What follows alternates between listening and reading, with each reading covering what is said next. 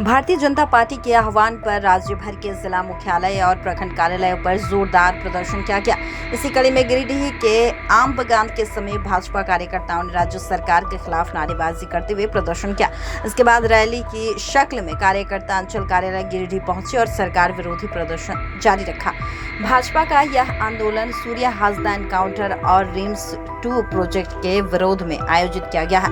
Party का आरोप है कि सरकार आदिवासियों की जमीन हड़पने और उन पर अत्याचार करने का काम कर रही है। इस प्रदर्शन का नेतृत्व गिरिडीह के जिलाध्यक्ष महादेव दुबे ने किया। वहीं भाजपाइयों ने कहा कि राज्य में जिस तरह से आदिवासियों पर अत्याचार हो रहा है, उसे भाजपा किसी भी कीमत पर बर्दाश्त नहीं करेगी। लाठी गोली की सरकार नहीं चलेगी, नहीं चलेगी। लाठी गोली करो, आदिवासियों का जमीन हड़पना बंद करो।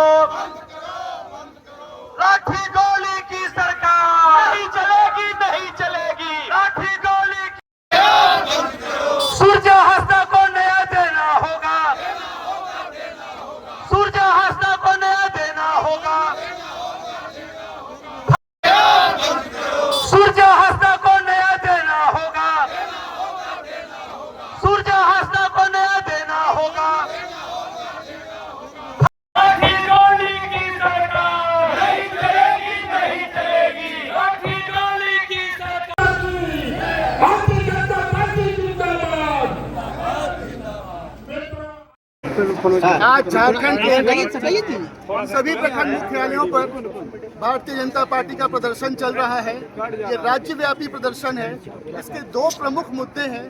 पहला मुद्दा ये है कि सूर्य हासदा जो कि एक सामाजिक कार्यकर्ता थे, सामाजिक कार्यकर्ता इसलिए कह रहा हूँ क्योंकि वो एक स्कूल भी चलाते थे जिसमें 300 गरीब आदिवासी बच्चों के रहने, खाने, पढ़ने की व्यवस्था होती थी। दूसरा, उनको राजनीतिक कार्यकर्ता इसलिए कह रहा हूँ क्योंकि वो 4 बार विभिन्न राजनीतिक पार्टियों से चुनाव भी लड़ चुके थे। इसके अलावा अपने क्षेत्र में वो कोयला और बालू तस्करी को रोकने का भी प्रयास करते रहते थे। इन सब कारणों से वो सरकार की आंखों में किरकिरी बन चुके थे और सरकार के इशारे पर पुलिस ने किसी एक जगह से उनको उठाया, किसी एक जगह उनको मारा और किसी तीसरे जगह उनका शरीर मिला। ऐसा भारतीय जनता पार्टी ने एक जांच समिति बनाई थी जिसके प्रमुख हमारे पूर्व मुख्यमंत्री श्री अर्जुन मुंडा जी थे। उस जांच समिति ने भी अपने रिपोर्ट में ऐसा पाया है कि सूर्य हासदा जी का जो एनकाउंटर था वो फर्जी था और किसी के इशारे पर उनको मारा गया है। अब जांच में दूध का दूध और पानी का पानी होना चाहिए। अगर सरकार सीआईडी जांच कराएगी, उस जांच पे लोगों का विश्वास नहीं होगा क्योंकि पुलिस का एक विभाग उसको मारेगा और दूसरा विभाग उसको जांच करेगा। तो ऐसे जांच से जनता का विश्वास नहीं बनेगा। इसलिए सरकार जितनी जल्दी हो सके इस मामले को सीबीआई को सुपुर्द करे और सीबीआई इस मामले की पूरी जांच करे, इसके तह तक जाए और दोषियों को सजा मिले।